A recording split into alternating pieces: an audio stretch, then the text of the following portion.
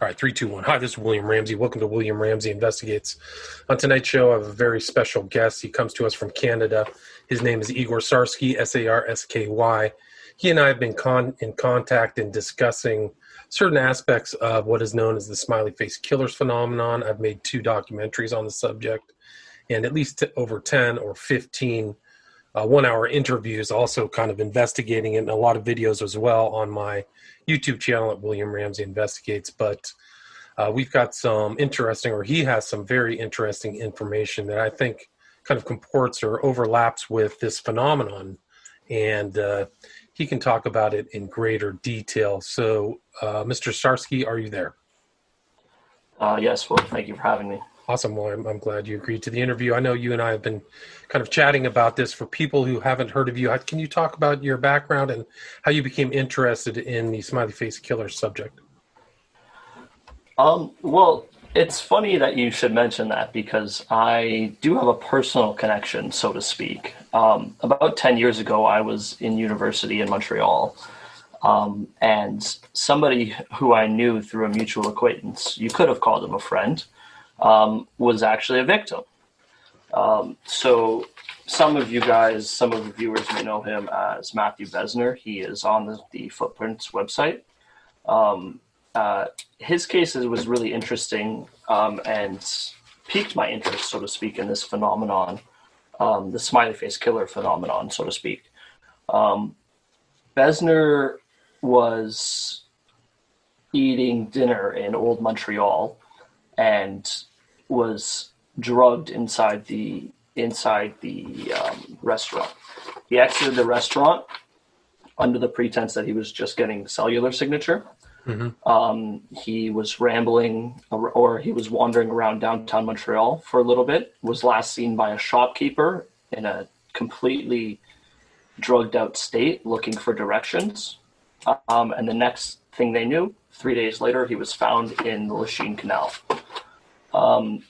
What was so interesting about that case to me is, first of all, the victim in question was definitely known to be quite intelligent. He's, not your average person on the street. He's has a fairly good head on his shoulders. Also, the Lachine Canal at that time of year, anybody who's grown up in Montreal, anybody who knows the area, mm-hmm. would never be walking anywhere close to Lachine Canal at that time. And what time of year was it? So the exact date was December 19th, 2010. And how old was Besner? He was 27. And the restaurant in question was L'Original Restaurant.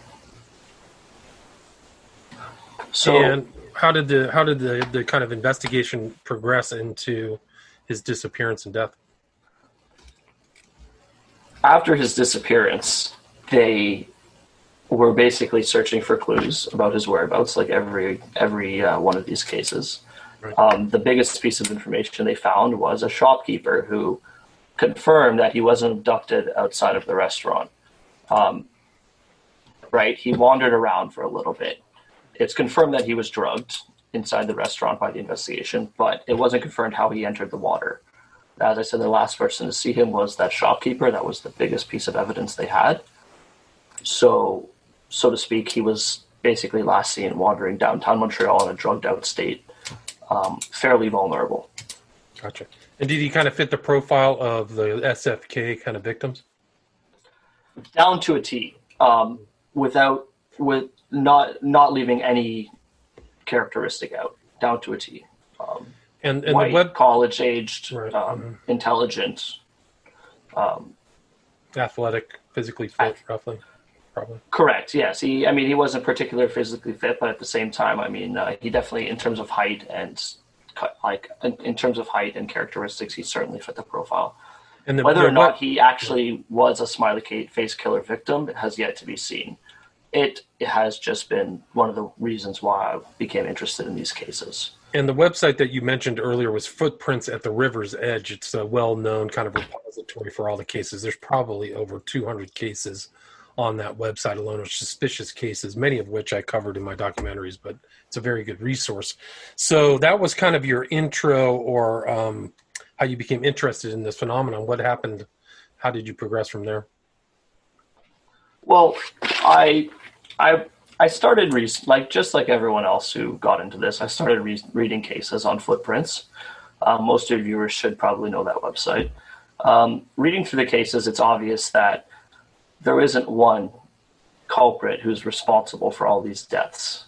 I mean, quite frankly, as you agree, there's all sorts of bad people out there. A young person leaving the bar at night drunk is probably in the most vulnerable state they could possibly be in their entire life. So to say that somebody's targeting someone at their most vulnerable position is not really, unique, right? Man or woman, could be, right? Man or woman. Correct. I mean, so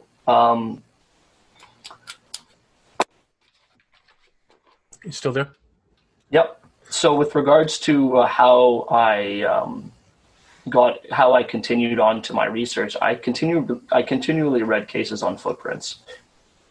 And what was so interesting to me was how much of a conundrum these cases were. There's so many intricate details that don't really make sense, including none of these victims being seen going into the water, which is extremely odd. Yeah. And a lot of these weird kind of conundrum aspects of the case really made me lose hope. I mean, I'm reading all these cases. I lost hope completely that any of them would be solved. It seemed almost like just a farce, right? First of all, how do you solve something that multiple people are using as a modus operandi? You can't really, right? Because multiple people are using it. So if you were to catch one person doing it, you wouldn't have solved the modus operandi. You would just solve one person using it. Right. Good point. So it was a little bit, disheartening to me. I never really thought in my wildest dreams that I would ever be trying to put a theory forth because, quite frankly, as I said, I just didn't think it was worthy of attention. And did your conclusions or your analysis and conclusions of the smiley face killers kind of match my own conclusions or Jim Smith's or some of these other researchers, maybe Gilbertson and Gannon? All three of the researchers you mentioned, including yourself, definitely gave me influence, each one to their certain degrees. With regards to yourself, I would say those videos, in terms of bringing me back in terms of my research, I would say I stopped my research around 2013 into these cases. I did about a 3-year stint after the Besner case. And that was at the point in which I just decided that, unsolvable, no longer worthy of any time, put it on the back burner. And then your videos started popping up. I mean, I had already read Gannon and Duarte's work, or Gannon and Gilbertson's work, and Duarte. That's case studies in drowning forensics. Case studies in drowning forensics. Sorry.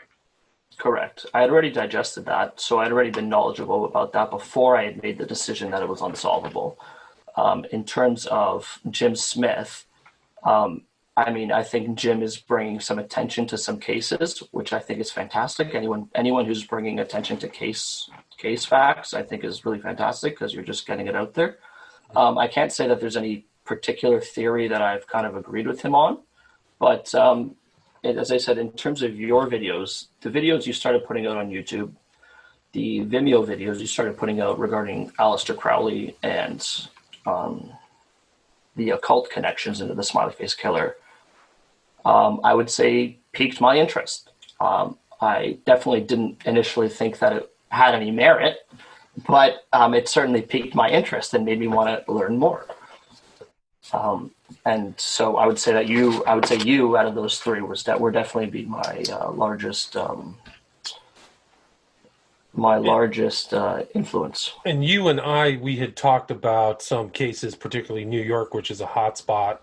I know Boston's a hot spot, but some of these things you kind of were clearly still asking questions. And then, can you take it from there? How did they progress to what we're going to talk about tonight? Sure. So, prior to me seeing your videos, the largest, lead, so to speak, that I thought was available on the smiley face killers was the grouping of cases in New York. Now, a lot of people talk about the Patrick McNeil case as being ground zero. A lot of people discuss the Wisconsin cases. That's, on the tip of everyone's tongue. Nobody really seems to connect kind of the string of cases that actually happened in New York that seemingly, in my opinion, was the birthplace of where this kind of occurrence or phenomenon or modus operandi, whatever you want to call it, started happening. For your viewers, maybe I can just go through the names quickly so they can kind of get their own. Please do. The first case I noticed was Samuel Todd in Lower Manhattan in '84. I'm not going to go into too much detail because your viewers will be able to put these together and realize how they connect. The second one would be Vernon Kent, 23. First, Samuel Todd was 24. Vernon Kent is 23 years old, January 1st, 1993, missing in Manhattan as well. So Samuel Todd missing January 1st. Vernon Kent missing January 1st, 9 years later. New Year's Eve. New Year's Eve, both on New Year's Eve. Both just disappeared without a trace in Manhattan, which is quite odd. Neither of those were recovered, by the way. Those were not drowning victims. Those were both missing. Just missing, right? Okay. Barely missing. Just they haven't. I don't think that at that point in time anyone had discovered the MO or the MO hadn't been polished, and I assume they were just disposing of bodies how a typical person would dispose of a body, not to make it found. Then came Patrick McNeil. So you have the double missing. And then in Manhattan came Patrick McNeil, the case we know is a homicide, which gives credence to the fact that the first two missings were also homicides or could potentially be homicides. Be lumped together, right? Or grouped together. Correct. Because we know from all the case files with Patrick McNeil, he was followed after he left the bar.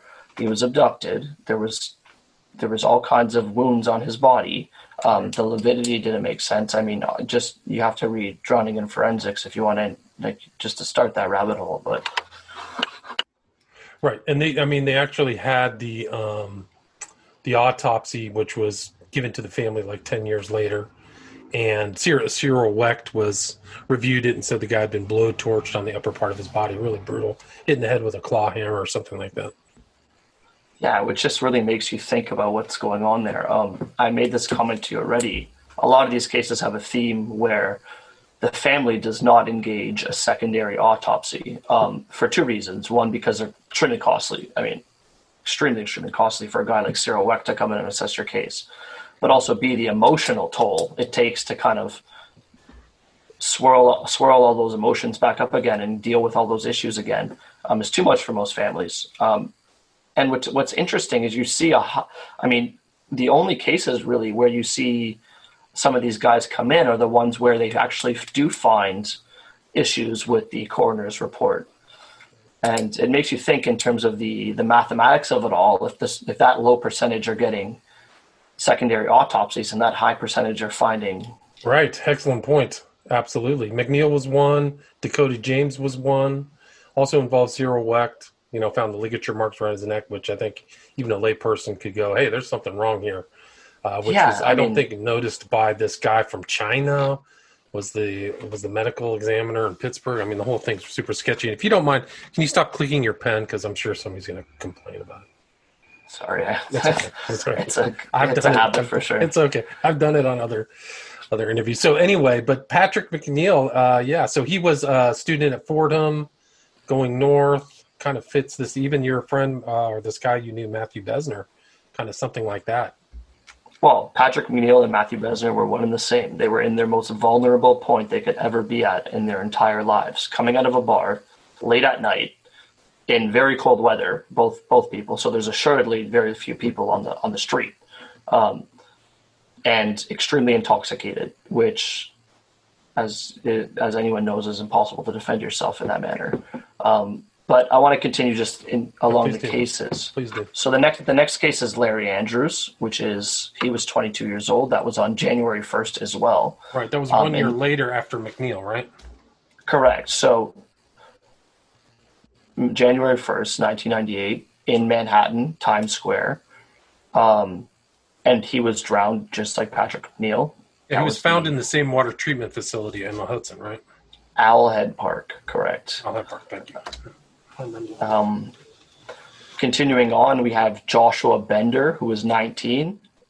This was 5 months later than Larry Andrews. Upper Manhattan, went missing May 12th, recovered May 24th, and water drowned. Right. I think Yeshiva University found in the Hudson, if I remember correctly. Yeah. Correct. His family was ultra Jewish, and they didn't want to have an autopsy because of their beliefs. Exactly. Yeah, correct. The next case would be Brandon McNellis, 20 years old, on March 2nd, 2002. This is in Binghamton, New York, so we're moving out of Manhattan a little bit here, but still within a very close radius. Right. Went missing March 2nd, recovered May 15th in the Susquehanna River. The next case, which is a very popular case among smiley face killer researchers, and it's also featured in Drowning Forensics, is Adam Falcon. Adam is a particularly interesting case because he was leaving the bar extremely intoxicated. I believe he was kicked out of the bar, or was refused a drink at the bar because he was so intoxicated, and was last seen at early morning leaving the tavern. So just like every other case, and he was found he went missing on November 13th, found on November 18th in the Grass River. Gotcha. And then the next case, which is kind of brings us back to the first two cases, which is Ian Burnett. So if you remember, Samuel Todd and Vernon Kent went missing January 1st, never recovered. Here we have Ian Burnett, missing December 30th, 2011, also on New Year's Eve, partying in Upper Manhattan, just like Samuel Todd, just like Vernon Kent. Recovered, not in the water, still missing. Mm-hmm. So let me give you the physical description of Samuel Todd, Vernon Kent, and Ian Burnett. And these cases sandwich the 5 cases, the Falcon, McNellis, Bender, Andrews, McNeil cases, which are basically prototypical smiley face killer cases. The physical description of the guys missing. So we have Ian Burnett, white, 5'8", 131. Vernon Kent, white, 6', 170. Samuel Todd, white, 5'11", 135. The exact same. Right. The exact same. Little undersized, yeah. Maybe. Correct. A little undersized, correct. Certainly easy to subdue if they're drunk, without a doubt. And so this is something to consider with all these cases. Only 2 of them didn't happen in Manhattan. Only 2.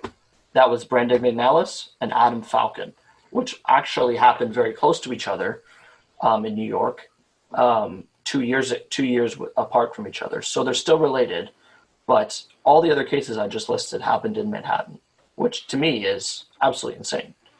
Blows all reason out of the water. No doubt. In that small kind of general area.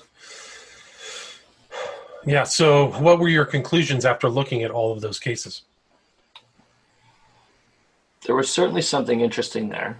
But as I said, after reviewing kind of everything there was on the smiley face killers from top to bottom, I didn't feel like there was any theory that really made sense. Everything was kind of jumbled, and nothing was presented in a manner that it needed to be. In terms of to make it believable. I mean, you had all kinds of left and right theories from the left, theories from the right. You know, you have I don't even want to list them, but anyways, I mean, I had a penchant for going through these theories, seeing what the basis for them were. Right.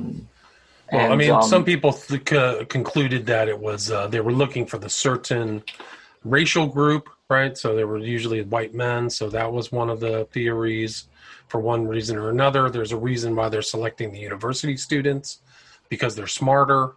There's something going on there. Why are these targeted instead of working class guys or people of that nature? Also, I think I'd like to add that not necessarily they're targeting college-age students or college-age people, but rather the type of person to be coming out of a bar late at night after a binge drink is not your 40-year-old man with 3 kids. Correct. So typically speaking, if that's who you're looking for, your victim pool is that of college age, those type of people, right? The college age guys who go in there, binge drink till 2 a.m., get wasted, and then go outside and throw up for 2 hours, right? We've all been there. I've been there. I mean, you know what I mean? So that's college, yeah, college times. Exactly. Good times. Good times. So what, how did you progress on in your research? Okay, so Patrick McNeil was obviously the most interesting case because, I mean, out of all the cases, it's the only one that has been proven a homicide. All the other cases that sandwich Patrick that I just listed have been deemed accidental drownings, missing bodies, non-recovered bodies. Right. These are the New York cases you're talking about, right? Yeah, the New York cases. I like to focus on specific groupings of cases because, to me, as I said, if you focus on the entire North America caseload, then you're just, I mean, as I said, who knows? Who knows what's happening in other states? I mean, you got to just focus on specific areas and hope to God that you can kind of get connections within that area. But how I progress, so Patrick McNeil was the most interesting case to me. And the most interesting part of the autopsy report that I read was that he had 3 different types of wounds inflicted to him. Excuse me. The first type of wound was burning. The second type of wound was drowning, which was what the autopsy said he succumbed to. His cause of death was. The original autopsy, not Cyril Weck's. Let me just differentiate. And the third was suffocation, as he had ligature marks around his neck. Now, it's funny because they say in university that only 20% of the case or the courses you take are worth anything, and the other 80% are just filler courses. There's no reason to take a course. There's no reason to pay attention in those filler courses. Well, I paid attention in some of those courses. And that brought back some weird connection that I had learned about in school. In one odd classical course, I can't remember if we were dealing with. Anyways, regardless, that's not important. The important part is that tripartite death actually leads back to a common sacrificial method. And I initially thought that. I'm like, okay, that's a weird connection. Is it worth, following up on? I'm like, okay, I'll follow up on it. So I did. And I think I'm glad I did. Can you explain the tripartite death and where it goes back? It's a classical, it goes back into the classics, correct? Correct. So if you look at pagan mythology, or Celtic mythology. I'm not totally knowledgeable about this part. As I said, I've done limited research on it because my research took me to a place, so I did stop on this. However, what it is associated with is 3 Celtic/pagan gods known as Teutates, Essus, and Tyrannus. And each of those gods are known as having a specific sacrificial method for appeasing them. Mm-hmm. They're interesting because all 3 of those gods are potentially known as one god named Logos or Lugus, which is a 3-headed god. So essentially, the tripartite death leads to paganism, directly to paganism. And so I'm thinking to myself, I'm like, okay, so what do we know about paganism? Paganism was expelled by the Christians in Ireland by St. Patrick, famously. Interesting. When did Patrick go missing? He went missing over St. Patrick's Day. That was the middle of basically the sandwich of the date he went missing. And he is obviously Irish, and his name's Patrick. That's like a really weird connection. So I'm like, okay, I might as well continue down this little road here, right? And then I started realizing that neo-paganism is actually quite popular in the Irish diaspora. Where is the Irish diaspora? Exactly where the Smiley Face Killer caseload has kind of proliferated, in that same area. Right. And that's not my theory, but that's kind of just a thing I noticed, so to speak. Right, so the Celtics are through Boston, North, New York, up into Minnesota, even up there. I mean, You just named all the smiley face killer hotspots. Right. So all these hotspots, but the 3-part death actually, I mean, if you look at it, it's a Welsh legend as well, which it goes back to Merlin. So it's actually, you can even look it up on Wikipedia. So it's extremely well known in pagan and neo-pagan circles. And that's kind of how I got to my theory, is how well known that is. Because I followed the tripartite death to neo-paganism. And I started doing some research into some neo-pagan covens just for fun, to see what's what, to see if they mention any of these gods, to see if they're doing any kind of sacrifices to these 3 gods. It's worth a shot, right? And then I find out that this tripartite theory is massive within these neo-pagan communities. And I'm on Facebook one night, just, Googling, random, just, deep web type of, stuff, just looking at random Facebook pages. And I find one of these covens that has a Facebook cover page of exemplifying the tripartite death. And I'm thinking to myself, I'm like, what the hell? Right. So some people are still keeping that alive. Right. Very much so. It is a very large part of neo-pagan or pagan legend and part of neo-pagan culture. Very, very popular. Right. So as I saw it, I saw that this was still very popular among the circles. And I also noticed that the one god who was the most powerful god, it looked like, among the 3 of the gods, Teutates, who's basically translated as God of the people. So he's not really, so some scholars have theorized that he's not actually a specific god, but he's a different god to different tribes, because he's called God of the people, right? So he's your god, right? However, his specific method of death, of sacrifice, was drowning, which was basically really piqued my interest on this. Because we had to have people in America doing this, right? And we had to have people who were interested in drowning someone, right? I mean, at the most basic level of profiling someone, right, of the smiley face killer, that's what we had to have. Right. So I thought it was an interesting connection. Death. But according to literary evidence, it says victims sacrificed to Teutates were killed by being plunged headfirst into a vat filled with an unspecified liquid. Correct. And when you do research, it's water, and it's a vat of water. So a vat of liquid, most likely water.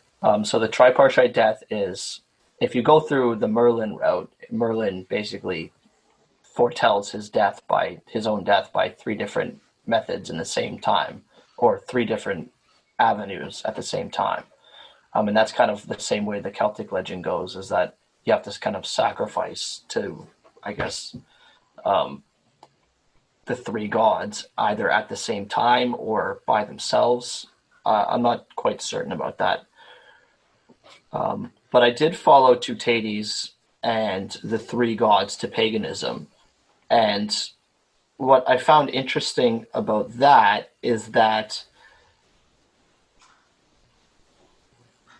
this neo-pagan connection to the 3-parashite death doesn't stop at neo-paganism. Pagans, right.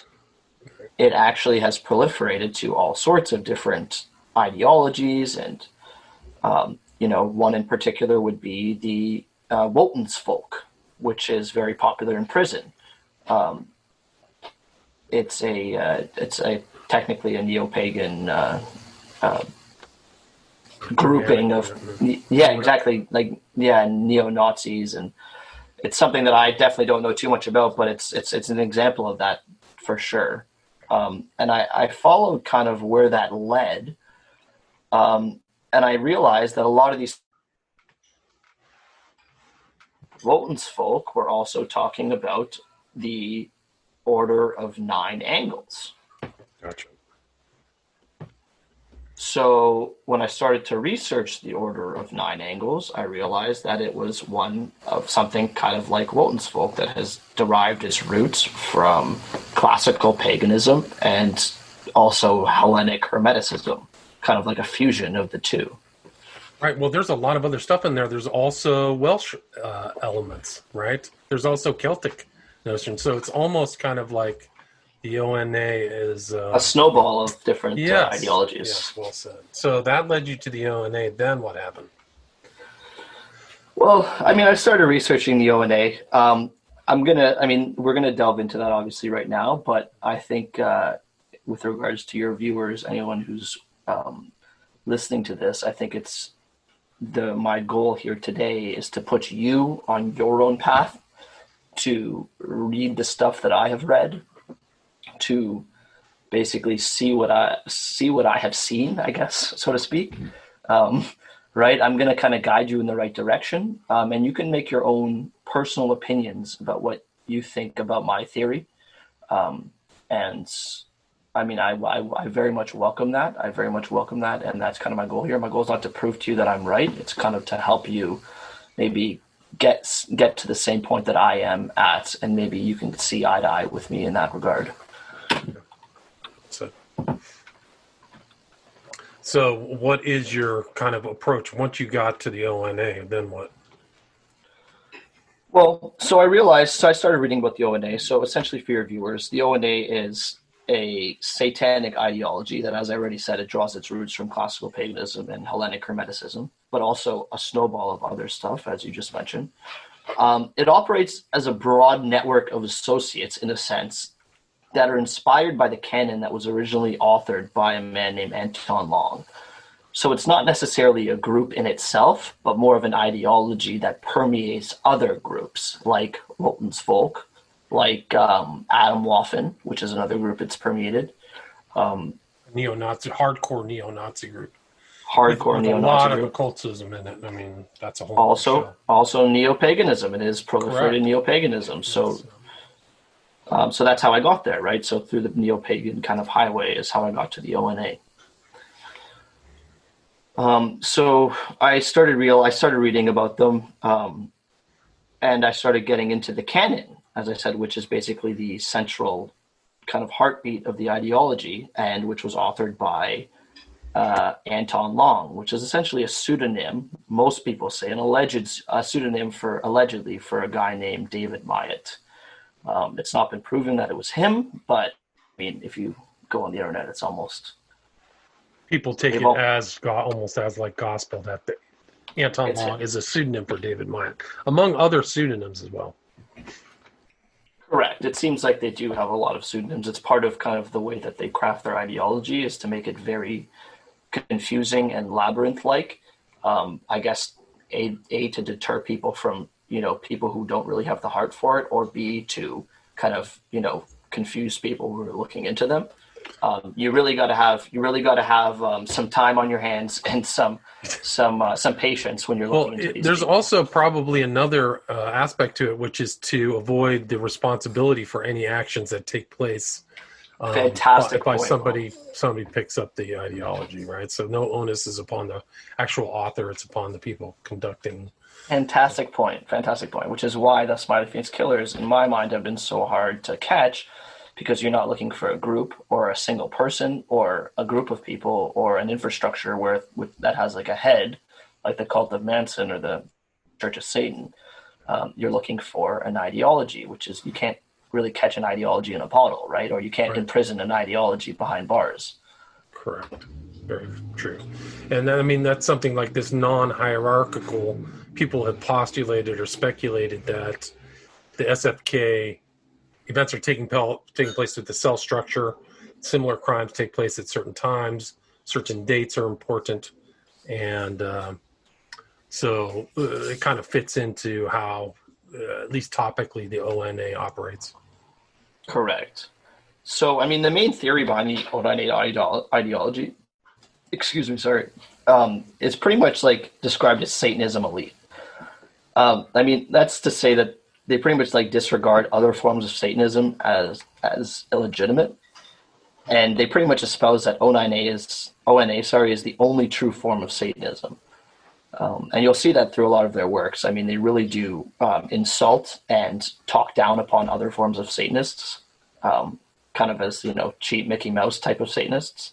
Right. They mention names too. I mean, they actually flat out to talk about Crowley and Aquino as not really encapsulating the so-called. I mean, in LaVey as well, actually, is not being properly satanic enough, I guess. Oh, correct. Yeah, they definitely they don't leave anyone. They roast everyone. That's for sure. Yeah, or But Maya does. If I can read this quote, other than he says, sure, go Aleister for it. Crowley, hilariously dubbed the wickedest man in the world for simply indulging himself in his fantasies, and now regarded as an influential icon of rebellion, and Anton LaVey, the archetypal Magian charlatan and plagiarist, now hilariously regarded as the founder of some sort of modern rebellious philosophy. Exactly. So that's kind of a central part of their ideology is that if you want to be a true Satanist, if you want to experience true Satanism, it's through the ONA way. It's not through any of these other ways, which is a very key part, I guess, to the theory. But we can continue, I guess, in that regard. Yeah, please continue. I mean, I want to continue on the elitist point in that. Good. I mean, their ideology is beyond that. They feel themselves better than other Satanists. It's elitist. It's also elitist in the sense that they believe in a form of natural justice, and kind of like a need for society to weed out the weak in order to evolve, and to get to the point that they need to be. Mm-hmm. So pretty much the central philosophy of the ONA is essentially to aid this evolution through magical and practical means. Like that's what they say, is to aid the evolution of society through magical and practical means. Right. They have this very unique kind of, or Maya's created this very unique terminology, and there's a lot of terms that I've never seen used or implemented in any other contexts. But he uses the terms over and over again, causal and acausal. So causal is like the practical real world, and then acausal is the magical kind of, he doesn't really specify it as a particular dimension, but he seems to think that that's like the non-material world, causal and acausal. Mm-hmm. Yeah, as I said, there's so many interesting stuff here to unpack. It's quite crazy because considering the amount of literature that's been released for the ONA, it's all out there. I mean, and there's nothing hidden. They do claim that there is esoteric knowledge transmitted orally that isn't online, which I guess I believe. But in regards to what is online, there's a lot. Yes, that's very true. There's a lot to go through. Supposedly nonfiction and fictional, although the fiction is really kind of implements non-fictional ideas, so it's a little more paradoxical. Exactly. Yeah. No, you have a good read on it for sure. So let me just add that when you take into account what the essential aim is of their ideology, which is to aid the evolution by practical and magical means, it's no wonder that they actually worship Baphomet in their religion. Because when you look into Baphomet is the symbol of a revolutionary heretical tradition, basically saying that there would soon lead to an emancipation of humanity and establishment of a higher order, right? Right. And that's what Baphomet is a symbol of, is establishing like a higher order, and essentially just basically evolving humanity, right? I mean, that's essentially emancipation of humanity. When I read that line, it makes me think of saving humanity, right? And that's what ONA is talking about, is through practical means. They're basically saying that society will not evolve by itself. We need to take practical and magical means to aid evolution, right? Right. Yes. So I thought the connection to Baphomet's interesting. Yeah, I do. I think it's important. So they adopt this other, symbol from the Western esoteric, systems, Baphomet, the symbol of Baphomet, and that's definitely one part of their hierarchy of gods, I guess you could call it. One of the other aspects I'd like to add also is the ideas that are encapsulated within the ONA. They have contempt for almost anybody. So they're the center of this universe that they created, and everybody else is a mundane, which I find very synonymous with J.K. Rowling's Muggles, right? So the mundanes are, not, and these are capitalized. So these are very general terms, the way that it's written out. So you see this oppositional, adversarial view between the Drek, who they call the ONA or the Dark Warriors, and then the mundanes. And then the mundanes are defined a certain way, and then the ONA followers are defined a certain way. Correct. So let me add on that here. So this is a very key concept to my theory. You're talking about mundanes. Mundane is a general term they're using for basically anyone who isn't them, which basically is everybody who isn't them. It's a lot of people on Earth. However, they've basically focused their hatred or basically focused their sights on one particular issue with the Western ethos. And that is what they call the Nazarene and or Magian influence, which Anton Long says has ultimately bred a certain type of human being, aptly titled Homo hubris. So Homo hubris would essentially be a lower tier of mundane.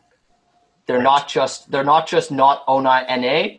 They are officially stopping humanity from evolving. They are basically making sure that humanity can evolve, and they are basically the scum of the earth. Homo hubris. Right. Homo hubris comes out of Nazarene, meaning Jesus, right? The teachings of Christianity in a very broad sense. Correct. And Magian, I think there's a definition of Magian as well. Correct. I can give that. Okay. If you give me a second here.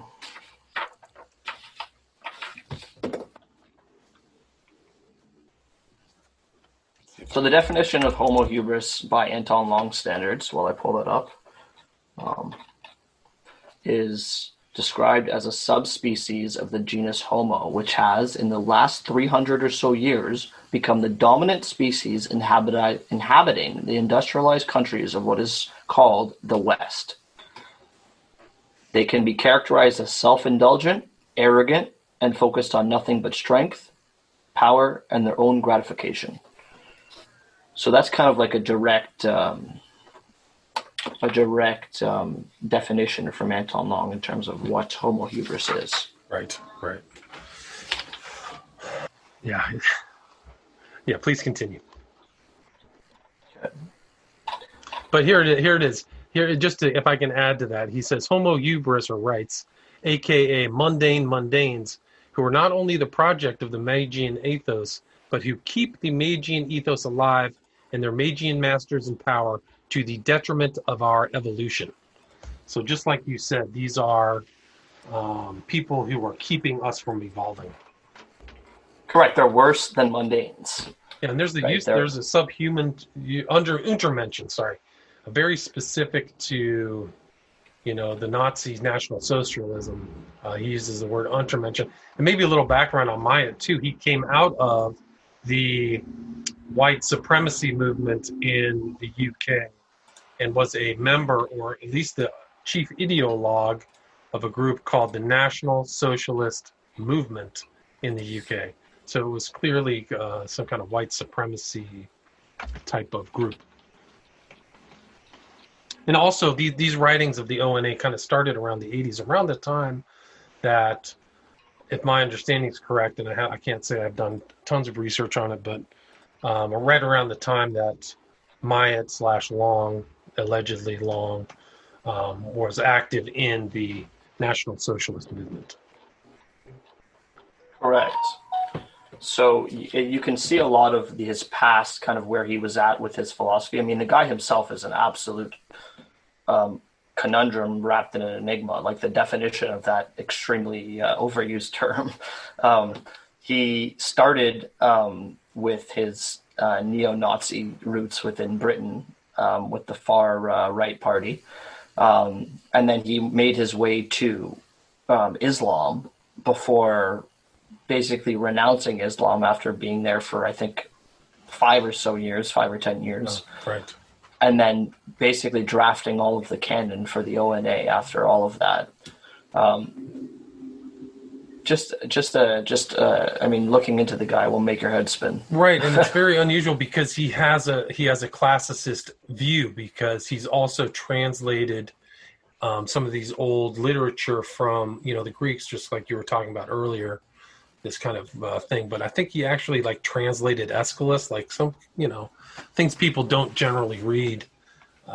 So he's clearly dipping his beak into different pools, so to speak. He's looking at all kinds of stuff, and the Hermeticism, the Greek Hermeticism as well. But he counterpoises or counterbalances or juxtaposes the terms sinister and numinous. So numinous is kind of like this, if you want to go Apollonian, Dionysian dichotomy, is like the numinous is this upstanding intellectual, and then the sinister is all of these dark things. And yeah, he has a very, like you said, it's very seemingly contradictory, a lot of his ideology and his life, really. At least externally, because he does say in some of his things the outer form can vary. So he's talking about forms and impressions in certain parts of his writing. So yeah, it's very... He's also talking about utilizing these exterior groups, such as neo-Nazism, such as Islam, such as Satanism. Those all fit in the same category. He utilizes those to his own, as he says, to affect aeonic change. So he's not necessarily a Satanist. He's not necessarily an Islamist. He's not necessarily a neo-Nazi. He just utilized those vassals as a way to affect aeonic change. And that's what the ONA is. It's essentially a vassal, less so than the neo-Nazis in that sense. It's more of, I wouldn't call it a vassal. I would call it more of a fungal infection that can kind of infect any vassal. Rather than being a vassal in itself, the ONA is more of a fungal infection for a vassal that kind of gets in and kind of, gets to the roots of that vassal and kind of, Yeah, do you want to cover insight rules, his concept of what insight rules are in that regard? I mean, we can get to that within the factor of culling, I would say. Okay. But that's a fantastic point as well. It's also very interesting. So I have the definition for Magian, by the way. Okay. If your viewers, yeah, please do. Please do. Excuse me. So the Magian ethos. The term Magian is used to refer to the hybrid ethos of Yahud and of Western Hubriati, which is what Western Hubriati is, basically the rulers of the Western world. So people who are in power. Hubriati is like the homo hubris, but who are in power. Hubris is pride, prideful, whatever, right? Yeah. And also refer to those individuals who are Magian by either breeding or nature. The Magian ethos expresses the fundamental materialistic belief, the idea of homo hubris, Yahud, and the Hubriati, that the individual self, and thus self-identity, is the most important and the most fundamental thing, and that the individual, either alone or collectively, can master and control everything, including themselves, if they have the right techniques, the right tools, the right methods, the right ideas, the right money, the right power, the right influence, the right words. That human beings have nothing to fear, but because they are in control.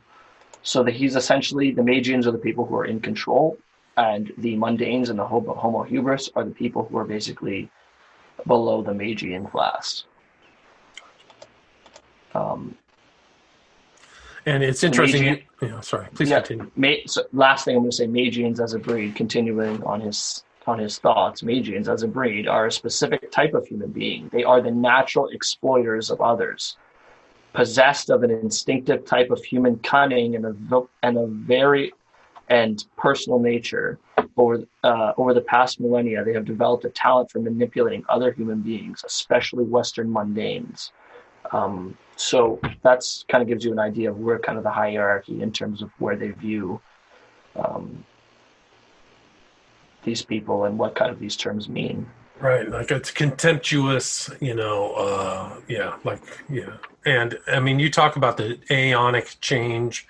It's kind of a term I think comes from Crowley, this idea of a new aeon. So they're juxtaposing the old aeon, and they're aching to create this new aeon that has the ideals of the ONA. So a lot of Correct. these, whatever they're doing is try to bring in this new aeon.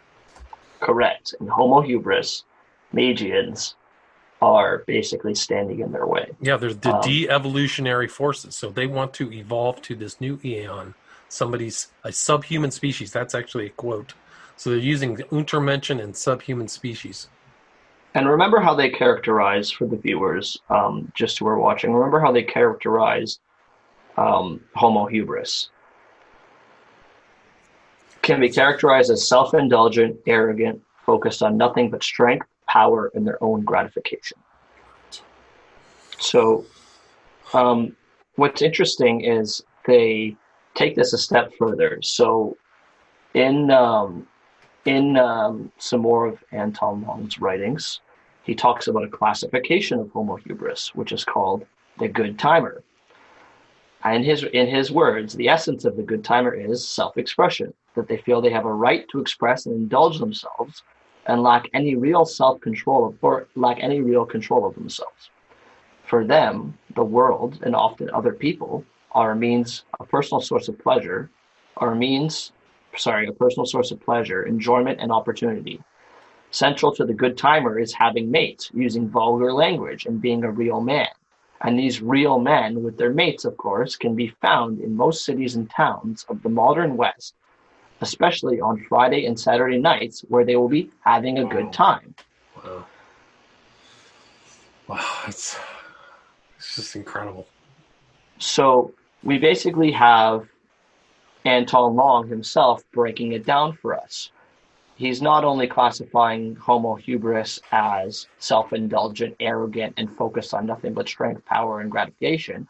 He's basically saying that people who go out and have way more of a good time than they should have, right? You know, the type who go out and binge drink, the type who just go out and start fights and then, just they're like, wow, that was a crazy night. Like, I had so much fun, like those type of people. He's basically focusing the raids on a characteristic of certain type of people in terms of where Homo hubris is at its worst in current society. Right. And didn't he also add something about like a contempt for the use of alcohol?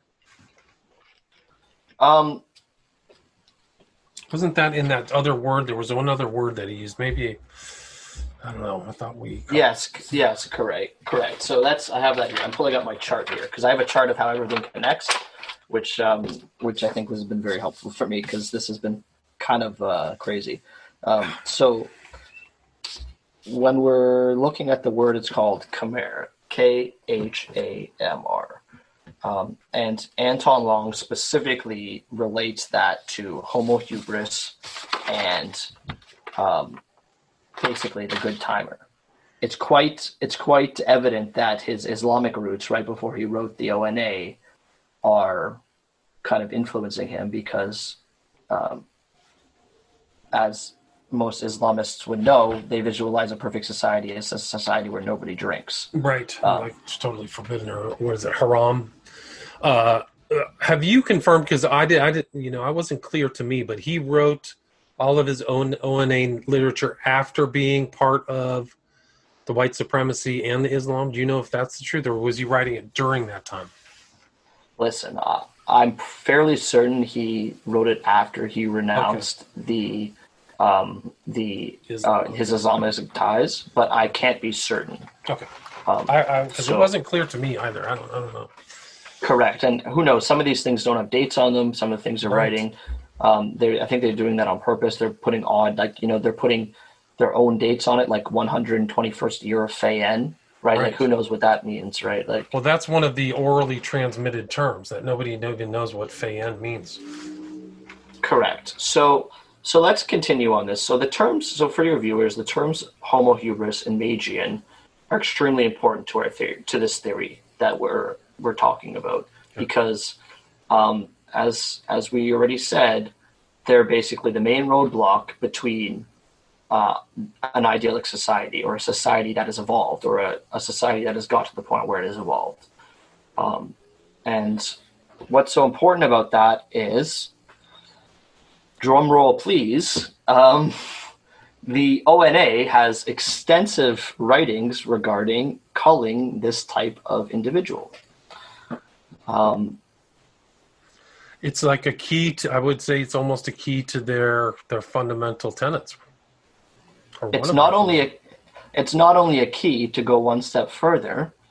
It is a fundamental right for achieving a rank, Right. and B, it is the one of the main ways in which they affect aeonic change. So you can affect aeonic change in any way, shape, or form, but through ONA literature, it's obvious that the main way that they can actually and practically affect aeonic change is by, in Anton Long's words, culling dross, culling homo hubris, culling these types of people, the good timers, right? The type of people that are blocking evolution. Right. The non-evolutionary forces. And can you talk about where it's found in the literature and describe what this culling is in greater detail? Correct. And I mean, I would love to make I would love to make my stuff I have tons of links, tons of information that is available to anyone that emails me who wants to kind of take a deeper dive. I have no problem kind of sending anyone my stuff. What's your email again? I'll put that at the end there. Okay, we can just add it at the end, no problem. Yeah, but I have no problem with that. So with regards to, there's a lot of interesting texts where they do talk about culling. One of the most central texts of the ONA is called the culling texts, quite frankly. Pretty straightforward. Yeah, exactly. And they're not hiding anything. They're talking in circles a little bit, but it's all out there. There's no stretching of the imagination with regards to the writing. It's very clear. So let's talk about the culling, or I mean, I want to continue a little bit where we're at, because I don't want to get ahead of ourselves, because we're at homo hubris, which is a fantastic point for this to take in, the good timer archetype of homo hubris, which is Anton Long's words. That's a very important point for your viewers. So there's two archetypes that Anton Long describes with regards to being able to combat these types of people. We have the deadly outlaw. The essence of the deadly outlaw, this is in Anton Long's words, is that they are real outlaws outside of the laws of the state which they reject. Instead, they live by their own laws based on the law of personal honor, and which law means that they would prefer to die fighting rather than surrender to the forces of the state. For such a surrender to such people who obey such abstract, impersonable, dishonorable laws would be a personal humiliation and affront to their honor and their dignity as outlaws.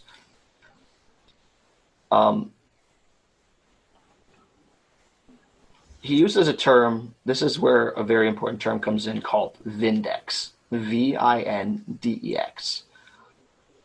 He describes the archetype of the deadly outlaw in terms of being a warrior of Vindex. So he says the warriors of Vindex are those tribes and those deadly outlaws who come together under the charismatic leadership of Vindex to write their names and that of their tribes into the history of our human species, and who represent par excellence the triumph of aristocratic personal honor over the lifeless and personal tyrannic abstractions of the Magians, over the dishonor of the Hubriati, and over the plebeian self-indulgent nature of homo hubris. So Vindex, within kind of a general knowledge, is described by Anton Long as the name given to the person, male or female, who by practical deeds brings into being a new way of life, and who confronts, defeats through forces of arms, those forces which represent the dishonor and the impersonal tyranny so manifest in the modern world, especially in what is convenient to call the West. So Vindex is essentially a step further of the outlaw archetype. It's a person who, as I said, it's a person who by practical deeds aids evolution, within a nutshell. Right. So he had these kind of examples of the ideal ONA, deadly outlaw, Vindex, and also like a tribal warrior too. So he re-emphasizes and counter poses these tribes against this big Magian modern desiccated society. So these tribals and independent people, warriors, yeah. So he continues, he says, the main opponent of Vindex, both on the practical in terms of ethos, is the Magian. The main allies of the Magian have been the Hubriati of the West, that is, the vulgar Western oligarchy, which had originally bred and maintained the white hordes of Homo hubris. So as you can see, he's connecting everything here. He's connecting Homo hubris to Vindex, which is connected to the Magians, which is connected to the problems that they are at the root of what they view as the issues with society. right. So there's the problem, and what's the solution? What's their proposed solution? Correct. So that's basically where the theory starts to gain its teeth. This information ties into the SFK phenomenon. Right? Correct. So I wasn't looking into this with the eye of Smiley Face Killer. I was just looking into it with the eye of the Patrick McNeil death, because I kind of isolated Patrick McNeil. I didn't feel that he was involved in the Smiley Face phenomenon, because I thought it would be odd that the killer would so blatantly drop a body with so many marks on it when their modus operandi is to make sure that there's nothing on the body, no defensive marks, right? So I kind of thought, I'm not really just investigating the Smiley Face Killer here. I'm investigating Patrick McNeil. But it led right back there, quite frankly. So as the ONA texts make clear, each person following the ONA's esoteric sevenfold way is expected to undertake at least one culling, a human sacrifice, when they attain the occult grade of external adept. This culling can be done either during an occult ritual, or, as several texts make clear, by practical means such as assassinations or staged accidents. Such a culling can also be undertaken either by employing a proxy who is manipulated into doing the deed, or as part of an insight roll, which you mentioned earlier. So the basis of an insight roll is basically to take a position of power that allows you to cull without basically anyone knowing that's a culling. So some people have speculated that, World War I was a giant culling, right? Just for fun, right? People have speculated that. Or the Holocaust, right? Yeah, that would be the idea of an insight roll. Somebody who's, in a position of power and says, I'm going to press this nuke button, right? Because I want to, cull some people. Call these dross, call these people who I think are blocking evolution of society. That is what an insight roll is, which is quite interesting for a couple reasons. First, because we've already seen a couple people in insight rolls come out as being ONA followers, which I don't know if you want to touch on. Yeah, I do. Can you talk about that, please? Well, I'd like for you to. I think you know a little bit about that more than I do, but I know that. Well, I was gonna say though that they've not only come out as insight roles, but there's also been a lot of interesting queries with these cases where police officers have been the last person to see the victims. One case in particular being Nathan Kapfer, where he's picked up for a citation, allegedly dropped off by the police at 2 a.m., and then he ends up becoming a very common smiley face victim. He's in the water drowning. And so there's a lot of cases like that. That's just one. Or the bouncers, right? The bouncers could be in some kind of strange role. There's suspicious things with, let's see, Zach Marr, Boston, the guy in Minnesota, Chris Jenkins. There's all these people who are around. Or the the guy outside of Philadelphia who has all these suspicious people around. I mean, there's all kinds of strange things with these cases where somebody's either involved or a woman is there. So, yeah, I mean, I can't think of all of them offhand, but there's some known. There's a lot of cases that make you relook about this insight roll thing and think to yourself, okay, there might be something there. Right. But maybe do you want to? So there have been people in insight rolls who have come out. Would you like to maybe touch on that? What are you referring to? Insight rolls as in general ONA or in regards to the SFK? Well, there was that one soldier, I think, who was Right. His name is to. Ethan Meltzer. This is a very recent case. This I'm was just gonna hop. I'm just gonna hop to the washroom. You want to touch on that for the viewers? Sure. I'll be back in Yeah, 2 seconds. no problem. Ethan Meltzer, also known as Etel Regad, which backwards is Dagger Light. He was in the FBI, U.S. Army, joined the ONA in 2019, had an article with the title "A Harvested Soldier" on his iCloud account. It's very interesting. He was arrested at the Southern District of New York, also where they just arrested Maxwell. So they put this guy in, Ethan Meltzer, I think 1 month before. I think his arraignment was in June. So, this is all very frequently, but this Ethan Meltzer, he tried to contact the ONA and was trying to set up his fellow military guys for some type of deadly ambush. So this is the title from the Department of Justice, Monday, June 22nd, 2020. U.S. Army Private Ethan Meltzer sent sensitive U.S. military information to members of a neo-Nazi group in an attempt to facilitate a mass casualty attack on Meltzer's Army unit. He's 22, Meltzer from Louisville, Kentucky.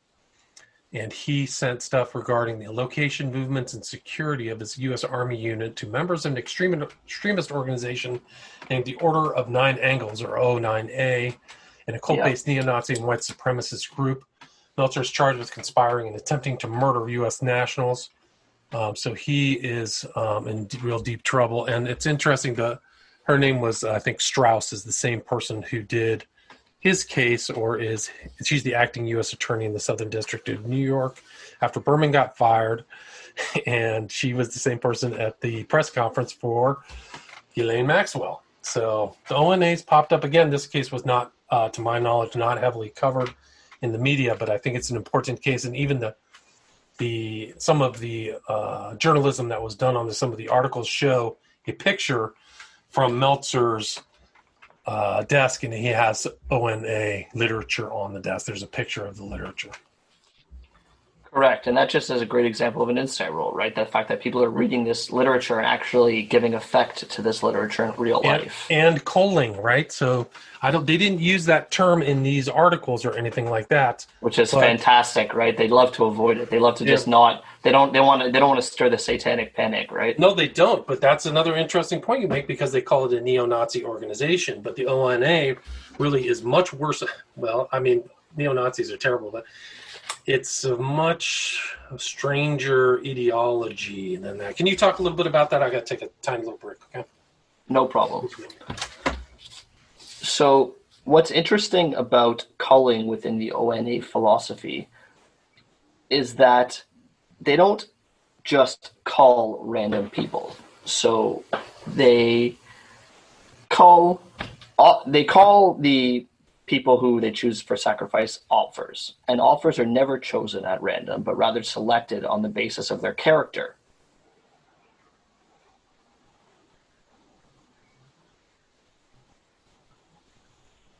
And as such, because they're selected on their character, it takes us back to the homo hubris connection, right? So we have Anton Long claiming that you can't cull just anyone. They have to show by their deeds that they have rotten character, that they are worthy of culling. All right, sorry about that. I'm back. No, it's fine. I'm talking about where we, in terms of offers, and the fact that they don't just cull anyone, right. Which takes us back to the homo hubris and the good timer archetype. They're looking for people who, by their actions specifically, show themselves to be needing of culling, or specifically show themselves to be the problem with evolution. Right. And as I said, which is so interesting, Anton Long himself ties us back to alcohol. He ties us back to, as I said, the good timer archetype, which is literally right down the alley of what the smiley face killer typology of the victims is. Right. Did you talk about the examples that are in one of the writings about offers? Correct. There's a cut. I didn't cover that yet. I mean, this was one of the things you showed me, and my jaw dropped. I was like, wow, that's incredible. I'm telling your viewers, you need to start reading this literature because if you're a smiley face killer guy, this is quite compelling. Yes. I'm just talking about culling in terms of how central it is to the ONA philosophy. So not only is culling a way for them to basically affect their main goal, but culling is also a way for them to prove that the person who does the culling is basically ONA enough to be ONA, right? Because it's a path to get to a higher rank, but also to basically just to make sure that to basically show, they're basically saying culling is our way of showing that we're real Satanists. We don't think other people are real Satanists, and we are exemplifying that we are real Satanists by culling. That is what they're saying.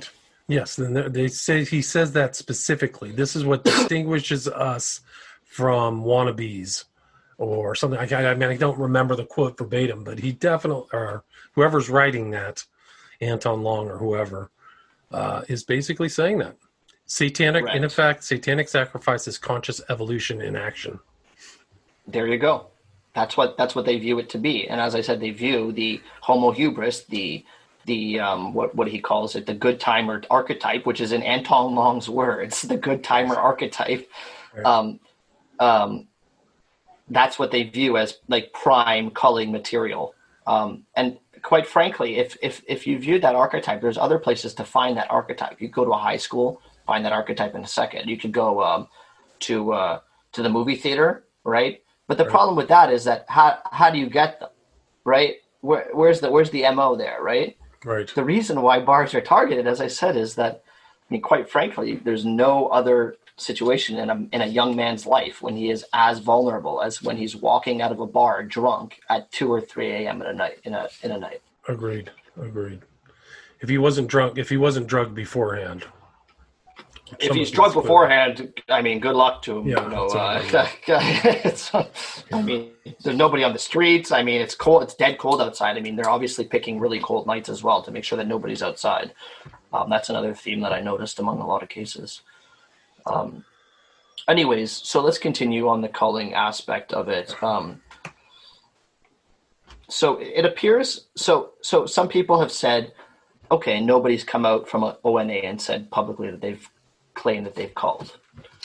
However, Anton Long in the culling test describes culling to be undertaken in a practical manner as to avoid suspicion, right? Because he says the only way to actually affect long-term aeonic change is to be able to cull on a long term, right? Anyone who goes out there and culls one person and then goes behind bars for 100 years, have you really affected aeonic change? No, your goal is to not be caught, because then you can continually affect aeonic change, affect evolution. He specifically states that, yes. Correct. He specifically uses the words avoiding suspicion, practical, undertaking a practical culling, and this leads back to a wordful tale, which is what you were referring to, correct? Yes, please. When your jaw dropped, that's what you were referring to as a wordful tale? I forget the titles, yes. I think you're right, yes. The one with the 4 examples. The 4 examples? We might be referring to something different. Okay, well, you tell me what the wordful tale is. I'm sorry. Okay, so yeah, and then maybe it might be the same thing. Okay. So it takes us back to a wordful tale, which is a fiction. I don't know if it's written by Anton Long. It could be written by somebody in the ONA. It's clearly in ONA speak. Fiction, it's online. You can go read it yourself, where 2 women undertake a culling. And what happens here is 2 women live in a very unassuming house, wearing unassuming clothes, no jewelry. Nobody would ever know they were Satanists. Nobody would ever know that they're involved in anything criminal. If you ran into them on the street, you would think they were normal, undertaking a culling. How do they get their victim? They go to a bar. How do they get him unconscious? They drug him. What do? They dump the body in the water. And this, yeah, it's incredible. It could be Anton Long writing that. but it leads back to exactly what his philosophy is people undertaking culling aren't people who are carving a pentagram into the forehead of their victim and raping their victim and saying "Hail Satan," like that's not it at all, right? That's not what he's talking about at all. He's talking about someone who can long-term practically affect aeonic change, somebody who will do a culling and then won't get caught, so they can continually serve the ends of the goals, right? And I think he quotes here in Wordful Tale, quote, "No occult jewelry, no trendy hairstyles, no tattoos or body piercings. Their clothes and accessories were discreet, and understated elegance replicated in the interior of their home." Yeah, he's going out of his way to say that they're making sure that no suspicion lies on them.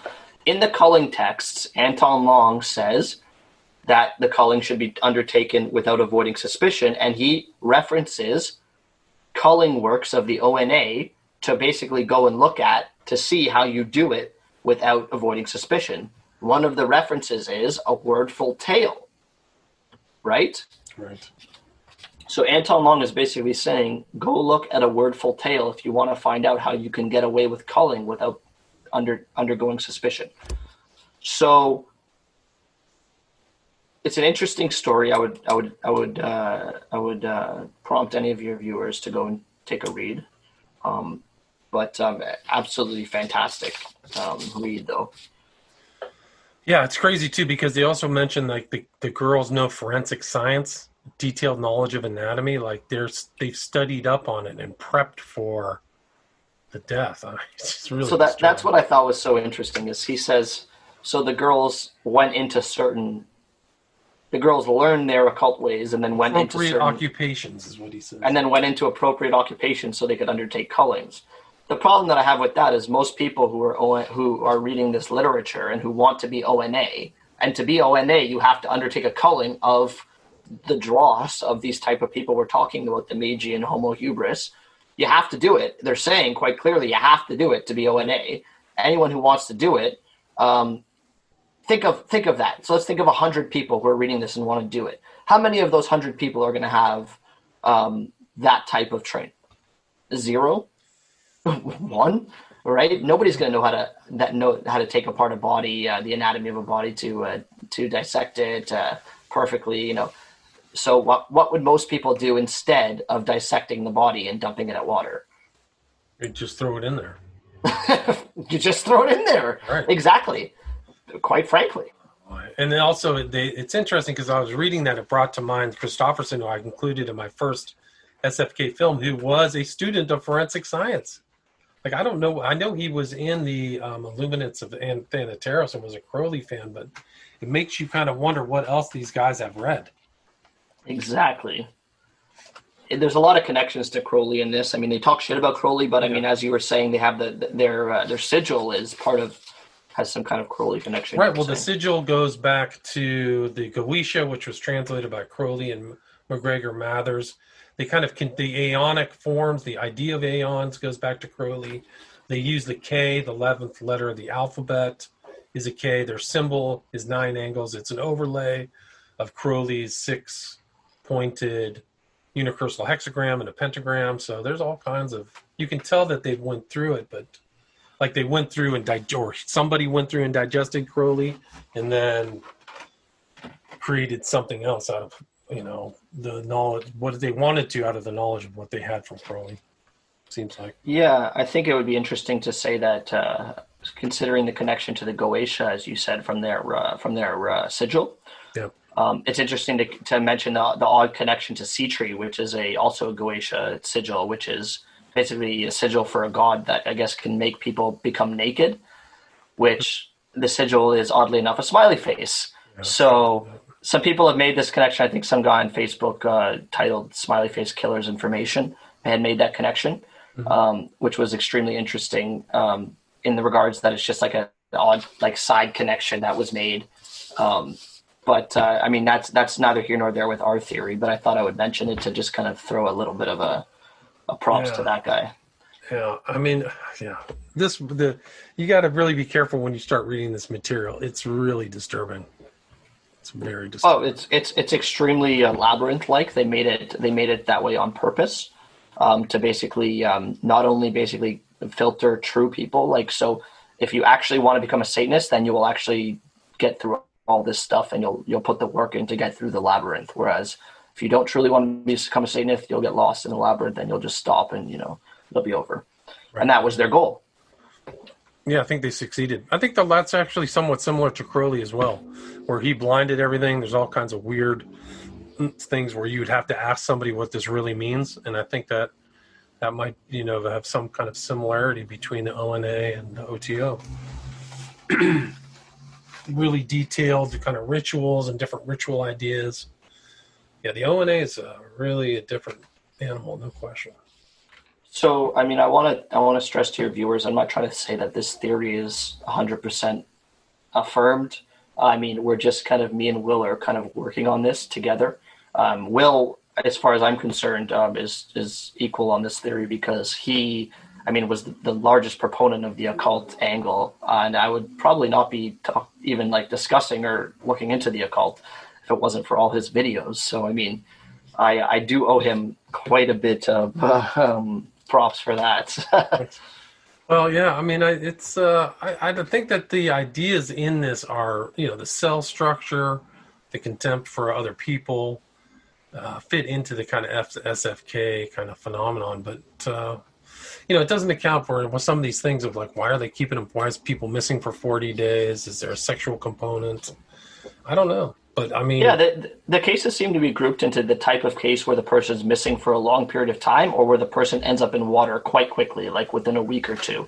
Right. So I totally agree with you. And I do agree that no one theory will explain all these drownings because, as I've already said, if you want to get away with murder, everyone knows it. I mean, you dump a body at water. I mean, right? It's right. For years and years and years. The TV show Dexter obviously glorified that, but it's just the most common method of disposing a body. And as I said, men are very vulnerable when they're leaving bars. So to say that one person is using this modus operandi is absolutely absurd. I mean, I assume there's dozens and dozens and dozens right. of people, Bruce MacArthur types, who are preying on people using this modus operandi. Yeah, and who knows how many other people Bruce MacArthur killed? They found people in potted plants and stuff like that, but what are these other missing people? Where else, who else could he have? Unconfirmed victims, right? Right. What did you know what his number was? He was in Toronto, right? Or outside of Toronto? Yeah. I believe so, yeah, Toronto. Do you know what his total confirmed victim count was? 8? I do not know. But I do know that his case is quite interesting because it does draw a lot of parallels with this, with the smiley face killer. And it went on for a long period of time, decades. He's clearly active for a very long time. Correct. But me and Will are going to continually be doing more research on this theory. There's a lot of things that kind of are still begging to be kind of looked into. Can you go into that whole thing, that one part that you sent me? I don't know which part of the literature it was, but I think it also ties into the SFK where it was talking about the 4 examples or illustrations of Opfer specimens. Do you remember that part?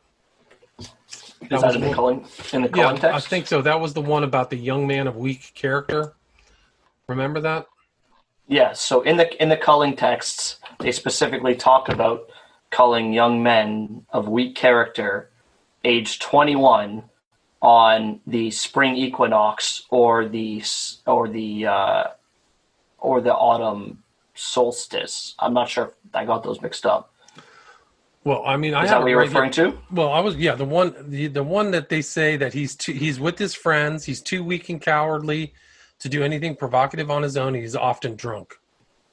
Oh yes. Would you like to elaborate on that? I forgot about that. That was really early in my research, but that was fantastic. That was one of the first things you sent to me because that was like it fits right into the SFK thing. So they provide 4 ideas, or whoever wrote this provide ideas to who you're allowed, and they use a young man as a lout. I'll read the whole paragraph. This is the first example of 4. Sorry, to jump in. You're saying these are examples of typical offers that a person who is following the ONA, who wants to affect ONA change, can go and basically safely cull, right? And be Right. safely. So that's what these 4 examples are. So you can continue. Yeah. Here is this is the intro. Many examples might be presented to illustrate this, but 4 will suffice. Although it should be remembered that these are merely illustrations, specimens, to throw light on the underlying principles involved. 1. A young man of weak character, no self-discipline, a lout of the worst kind, spends his time stealing cars and committing petty crimes. He lives on Social Security benefit and has a disdain for nearly everyone, which he shows by his loutish, foul-mouthed behavior. When he is with his friends, of course, since he is too weak and cowardly to do anything provocative on his own. He is often drunk. On one occasion, he steals a car with some of his cronies, is chased by police, but escapes. During this chase, he crashes into some other cars, and 2 people are injured, one of whom is a young woman who sustains serious injuries, and effects which will be with her for the rest of her life. Sometime later, this lout and some others break into the home of an elderly blind man. The man attempts to stop them and enrages this lout, who beats the old man unconscious. The elderly man has fought in the Great War of 1918 and had been awarded several medals for gallantry. After this beating, the lout is rather proud of himself and considers he is something of a hard man. This lout is a typical example of the modern dross modern society produces in such profusion, in which this society does nothing effective about. His character and his actions make him a suitable candidate for sacrifice. His removal will be a culling, benefiting evolution, and be an act of natural justice, restoring balance. Satanic judgment would give him a chance to redeem himself, make something out of himself, via tests designed to show he has any potential. Should he fail these tests, he would be regarded as an opfer. Exactly. So let me say something for your viewers. So think about that typical type of person. If you were to collect him as an offer, as a sacrifice, how would you find that type of person? Where would you go? Would you go to a school? Would you go to a movie theater? Right. No. You would be going to a bar, somewhere where somebody is overindulging, loutish behavior. The word lout is almost synonymous with drunk, right? Like somebody who's, drunk and obscene and loud. And they're basically using the exact typology of the smiley face killer victim as an example of the type of person they should cull. And if you lead back to the wordful tale, which Anton Long uses as an example for why you should, or for how you should do it without avoiding suspicion, you see the exact, you see basically the footprint for the modus operandi of the smiley face killer. So you have both kind of connections there, which is really interesting. And it's spelled word, W-Y-R-D, wordful. And I think that goes back to kind of Old English, kind of that's the spelling of it. And there's some kind of weird thing, like the word is some kind of holistic view. So he's kind of placing his ideology back in kind of prehistory. I think that I don't remember how that word, is defined, but it's just incredible material. I mean, it's crazy to think that we know from reading some of these materials that there are these groups or cells, or they call nexiums or nexiums all over the world, because there's one in Italy that produced a whole bunch of material, and you could tell that they were absorbing and digesting ideas of the ONA, right? Yeah, all these culling, hubris, Magian ideas, it's all in there in the Italian literature. Yeah. What's so crazy is they say that, as they stress, I think I'm pretty sure Anton Long, I don't know, because sometimes you're not sure who's writing these materials, but they're all from the same source in terms of websites, right? Right.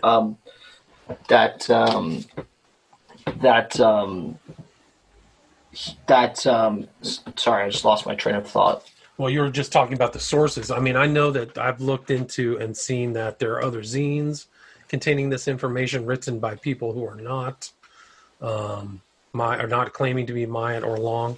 I mean, perhaps there's another one, but that would be incredible. But it seems like people are playing off or riffing off the original ONA materials. Correct, and that's kind of what ONA is it's essentially a ideology which acts as a fungal infection that gets kind of into other more infrastructured elements and kind of permeates them. What my point was before I kind of had a little brain fart there was that they are making sure that that culling is essentially is like the center of the ideology, right? Like there's no other way that they're explaining that you can affect aeonic change, right? That we've been writing about, and you can do it by yourself. So Anton Long is saying that yes, you can have an Nexion, yes, you can have multiple people, but you can do this major aspect of achieving ONA credibility and ONA stature by yourself, right? Which we see in the Wordful Tale, where it's only 2 people committing the culling, and it could potentially have been 1, right? You don't need 5 people. You don't need a group like the Adam Waffen or the some kind of left-wing group left-wing, right-wing group to go out and do cullings for you. You can go and do this by yourself. You can follow the playbook, so to speak, that Anton Long has written. Yes, and that's exactly what Adam Waffen, the sinister aspects of ONA and Adam Waffen are. That is, somebody picks up that material and they're commended for being lone wolves. They're commended for being, what is they call them in ONA, Niners or something like that, a Niner term. So there's that's really the kind of secret danger. And then if you look at these guys who are, this was one of the things from the Italian literature, is he's describing his insight role, where this guy flat out said that I presence the sinister without ritual and without occult paraphernalia. So they are encouraged not to have external signs of what they're up to. It's just, because it doesn't aid their ends, right? Their ends are to affect actual change, not to make people know that they're Satanists, right? And to go behind bars and to get in trouble for what they're doing. I think what we should bring it back to is the archetype I talked about earlier, which is the archetype of the deadly outlaw and the warriors of Vindex. So he's saying, right, that warriors of Vindex can be tribes or deadly outlaws. And the warriors of Vindex come together under the charismatic leadership of Vindex to write their names and that of their tribes into the history of our human species, and who represent par excellence the triumph of aristocratic personal honor over the lifeless and personal tyrannic abstractions of the Magians, over the dishonor of the Hubriati, and over the plebeian self-indulgent nature of Homo hybris. So he's basically saying you can either be a single outlaw or a Nexion or a tribe. It doesn't matter. You can still follow the way of Vindex and basically write your name into history by culling certain people and affecting evolution. Right. So then the idea of a Nexion is almost synonymous with basically a cell structure, right? So the Nexion, my understanding, has to have 5 people anywhere. And the weird thing also is that the way, or what I understood from reading the ONA material, is they were kind of picky about who they were going to bring into the group. They didn't seem to want to just pick anybody. I think I read somewhere, at least it was Long or Maya, it said, like, if we had 3 people over a 10-year period, that would be fine, That's why they use culling as basically the bar to basically, or the filter to filter out basically the true Satanist or the true ONA people from anyone else who basically isn't, I guess, Satanist enough to cull. So the role is called external adept, and that's the final role that there is any publicized literature about in terms of being able to surpass that role. So there's a bunch of roles in ONA. I won't go through them. They're grades, right? They're grades, so you're going up the grades, right? Yeah, it's like exactly. And the last grade where they have any information about how to get past that grade is external adept. And how do you get past the grade of external adept? You undertake a culling. That is the only way you get past.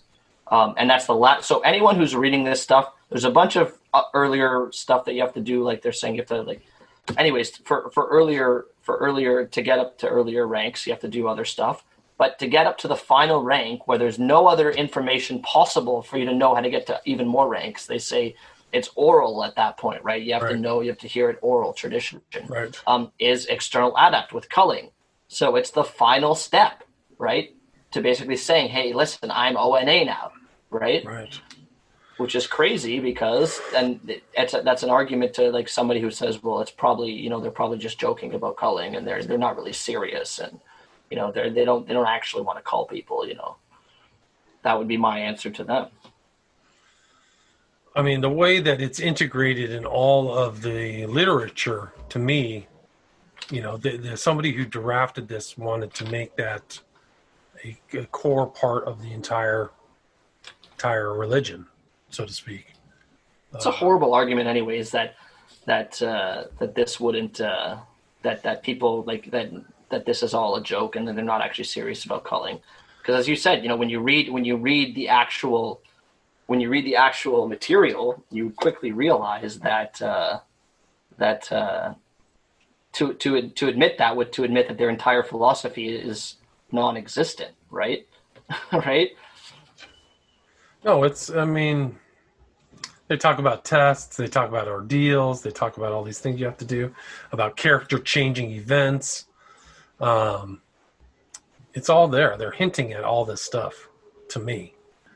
And also they said that there were certain times that were alchemical seasons between autumn equinox and winter solstice, which comports with kind of like uptick in cases because there aren't as many in the summer, but in the winter, much more, especially on holidays. Oh yeah, I mean the basis of the cases start from, I guess, October to March or something, right? Yeah, right. And then that's exactly what they're saying right there. Is there's a spot where he says you have to do it at the autumn equinox or the spring solstice, which is exactly in line with what we're seeing when these cases are popping up. Here's a quote, if I can just put this in. This is a quote. "If there's one thing which expresses the essence of the satanic ethos, it is culling. And if there's one way to detect a pseudo-Satanist, it is in their attitude to culling." So they're putting it in writing there. So the culling is the kind of doorway to whether this person's legit or not within the ONA standards, That's exactly why those arguments don't make sense. So if I could tell somebody, hey, jump off a cliff, and he jumps off a cliff, and I say on the way down as he's falling, hey, joking, didn't really mean it. It's like, okay, that's great now that I'm falling off the cliff. That's the same thing with this stuff. So if somebody's going to argue that, hey, they didn't really mean it, they're just joking, which is what I seemingly see from a lot of people. They're like, oh, nobody's ever admitted to a culling. It's all a big, it's all a big ruse, just like Satanists. They're always trying to, be more Satanist than the next guy. But that doesn't mean that somebody can't pick this up like a loaded gun and use it. Right? Well, you can just talk about this Meltzer kid, right? He came across the ONA and he was about to pick it up as a loaded gun. Yeah. Exactly. You get some unimpressionable. I looked into the guy from, I think his name was Copeland in the UK, who got some of this National Socialist movement literature and stuff like that and did the same thing. He did all these nail bombs, a very famous case in England, 1999. So, and with reading literature from this guy, Myatt / Long / whoever. Mm-hmm. So there's going to, they may lose 999 out of 1,000, but that 1 out of 1,000 goes, oh, this is for me, right? So. Well, exactly, and at the end of the day, that's all they need is 1 out of 1,000, right? Because as you said, that's what they're looking for. They're not looking for it to be proliferated around society. They're looking for basically very, very few individuals who basically can get through all this labyrinth and who have the guts, I guess, to get past the external adept phase, which is the culling phase. It's incredible. So I've got to wrap this up. Sarsky, do you want to add anything? Is there anything I missed? How do you want to kind of put the bookend on this discussion? No, I think we've done a good job kind of putting it out there for your viewers. As I said, our goal here isn't to kind of like affirm our theory here. It's more to kind of give it to the public so the public can start looking into it. One thing we know about smiley face killer researchers is they love a new theory. They love getting their hands dirty, so to speak, and this is the perfect theory for that because there's so much literature. There's so many connections to the smiley face killer victim typology, to the modus operandi, to the motive, right? The motive in terms of finding a motive, why they would possibly be doing this, because that's what everyone's really been wondering, right? Why would somebody be doing this? Right. Yeah, they're obviously not, it's not sexual, or some might be sexual, but as you said, but it's not overtly sexual, right? They're not being raped, right? So they're not being harmed. So what's the purpose? It accounts for that. It accounts for almost everything, which is why it makes for such an interesting rabbit hole to jump into. And I kind of encourage all your viewers to kind of give it a try and see what you find. Maybe you guys find some more juicy stuff that I haven't already. And how can people reach out and contact you if they're interested in asking you questions? Sure. So I have no problem sharing all of my information in terms of all the research that I've done. I have way more than what I said today. Today's kind of just like a teaser tester, and if anyone emails me, they can kind of get the whole package. No problems with that. My goals here are to spread awareness, not kind of any personal goals, purely to spread awareness. As Will know, I came to him right away with the theory. I could have excluded him, or he could have taken my theory and excluded me. So I think the fact that we both didn't do that and we're both working together shows that we're both good guys, and we both have very noble desires, not any personal desires within what we're doing here. So my email is y.sarsky@gmail.com. y.sarsky@gmail.com. Well, I want to commend you too, because this kind of look opened my eyes to a lot of other things that may have happened in the past too, and particularly the SFK cases, but other odd things that I have seen people who would all be on the left-hand path have said. And I'm convinced now after reading this that they have also familiarized themselves with ONA literature. And I'll tell you who I think that is. Some of those people are offline. But I've seen that symbol that the ONA uses of the trident and that three-pronged trident. I've seen that around before. So really opened my eyes to a lot of things. So I commend you, Igor, for bringing this forward. I think it takes a lot of courage. But also there seems to be definitely some traction between your ideas and the smiley face killer phenomenon. So I commend you as well. Well, thanks. And as I said, my email is open to anyone who wants to talk about it. And hopefully we can get some people who are interested in actually delving into this theory more than me and you, and we can maybe start a chat. I don't know what people are using these days. If they're using, I don't know. Is it a Facebook group, or is it I don't know, one of these video game apps type things, streaming apps? I don't know. Yeah, we'll figure something out. Yeah, let's keep in touch. Get some collaboration going, right? Because that's the best. For sure. All right. Thanks so much, Sarsky. I really appreciate it. Again, your email is y.sarsky@gmail.com. Thanks so much. Thanks, guys.